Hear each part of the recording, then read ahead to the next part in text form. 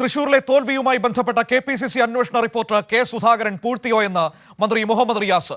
എന്തുകൊണ്ടാണ് റിപ്പോർട്ട് കോൺഗ്രസ് പുറത്തുവിടാത്തത്? നേമത്തെ പോലെ തൃശൂരിലും കോൺഗ്രസ് വോട്ട് മറിച്ചെന്നും തൃശൂരിലെ BJPയുടെ ജയത്തിൽ പരസ്യ സംവാദത്തിന് തയ്യാറാണെന്നും മന്ത്രി പറഞ്ഞു. പൂരം വിവാദത്തിൽ ആർക്ക് വീഴ്ച പറ്റിയാലും നടപടി ഉണ്ടാകുമെന്നും മന്ത്രി മുഹമ്മദ് റിയാസ് വ്യക്തമാക്കി. ആ കമ്മീഷൻ റിപ്പോർട്ട് സമർപ്പിച്ചു എന്ന് പറയുന്നു. ആ റിപ്പോർട്ട് എവിടെ? ഈ 3 അംഗ കമ്മീഷൻ്റെ റിപ്പോർട്ട് എവിടെ? അത് KPCC പ്രസിഡന്റ് പൂഴ്ത്തി വെച്ചോ? KPCC പ്രസിഡന്റ് റിപ്പോർട്ട് പൂഴ്ത്തിയോ എന്നുള്ള ഒരു ചർച്ച നിങ്ങൾക്ക് സംഘടിപ്പിക്കാമല്ലോ. എന്തുകൊണ്ട് സംഘടിപ്പിക്കുന്നില്ല? കേരളത്തിൻ്റെ ചരിത്രത്തിൽ ആദ്യമായി 20 ലോക്സഭാ സീറ്റിൽ ഒരു സീറ്റിൽ എങ്ങനെ താമര ചിഹ്നത്തിൽ തൃശ്ശൂരിൽ ഒരാൾ വിജയിച്ചു എന്നുള്ളത് ചർച്ച ചെയ്യപ്പെടേണ്ട വിഷയമാണ്, ഒരു സംശയമില്ല. അതൊരു പരസ്യ സംവാദത്തിന് ഞങ്ങൾ തയ്യാറാണ്. മുഖ്യമന്ത്രി കാര്യങ്ങൾ വ്യക്തമാക്കിയിട്ടുണ്ട്.